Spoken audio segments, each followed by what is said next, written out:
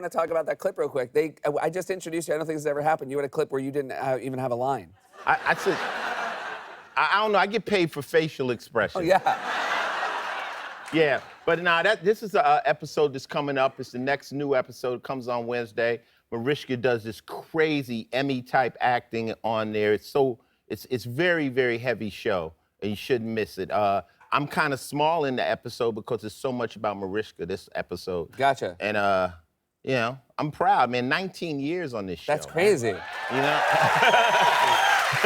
I heard that at one point, because 19 years, like, patterns can develop. Obviously, characters become known to the audience. And there was almost, there was a drinking game that then went away because the writers heard about it. There's a bunch of stupid games that go along with SVU. I don't know, you know, the fans do their things. We love them to death, but they come up with all these different games. So every time Ice says this or says that, it's strange to me. Yeah.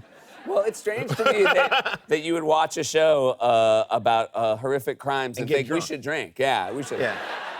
We should make a game of this. I mean, the craziest thing for me, being on the show 19 years, like if you're 20 years old, you were 1 year old when I started SVU. So you have no reference point to anything as far as music or anything I did prior to that. So it's very interesting to meet people on the street and they go, "You're a cop." And I'm like, "I'm as far as you can get from a cop." Well, that is true.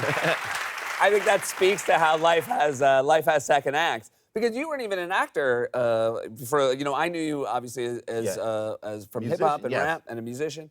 And then you were in a few movies. I knew you first from New Jack City. Yes. But the first time you got paid for a part, like you actually got a paycheck. Real check. Real check. Because New Jack City, I got like $23,000. I was the star of the movie, and I got what they call SAG rate. You know? So everybody thought I was rich, but I was still broke. I blew that dough. That didn't last. You know what I'm saying? After taxes, I was like, man, you know, I'm a movie star, but I'm a broke star. Like, what's cracking?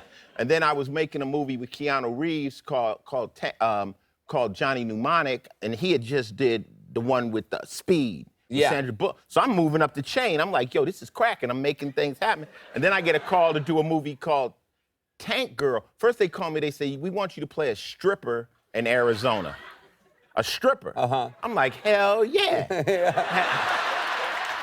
Hell yeah.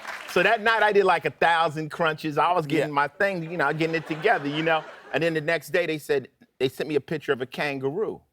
I'm like, well, what am I, a stripper with a pouch? Like, what's cracking? Like, they said, no, you're a ripper. I'm like, the movie's called Tank Girl. I'm like, I mean, am I not with Keanu Reeves? Like, what are Tank Girls, kangaroo movies? Then they told me that I was gonna make over $1 million. I was like, you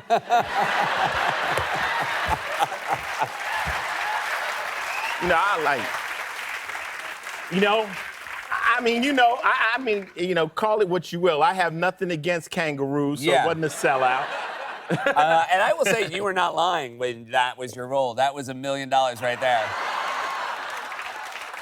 That was, all that prosthetics was done by Stan Winston, one of the greatest who ever did it. You know, it was a huge, the budget was huge, and I wore those prosthetics. It took 3 hours to put on and 3 hours to take off every day. That's insane. Yeah. I want to talk about your daughter just had a birthday. Happy birthday to Chanel. Chanel's incredible, you know what I'm saying? Now, my baby girl, she's just turned 2 years old. She had a Paw Patrol birthday party. Yesterday. She following her father's footsteps of dressing like an animal she respects. Here's the invitation. What a fantastic. We need all the paws on us. Yeah. How was the party?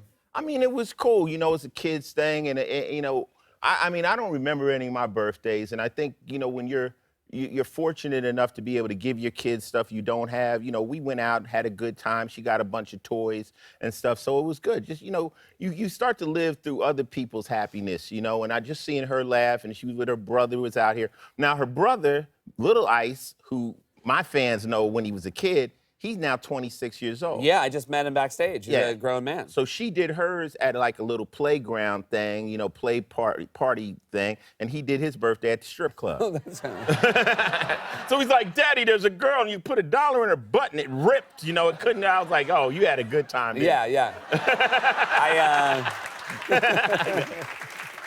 I just hope everybody's invitations went to the right house, because you don't. Well, he's out with his older sister, Tisha, who is like the ultimate wingman. Like, my daughter is the best person to be out in the club with if you out trying to pick up girls. Me and you married, but she goes in. Yeah. She walks over, she lies for you, everything. Oh, wow. Yeah, yeah. That's so so wonderful. Hey, the apple don't fall far from the tree, you know?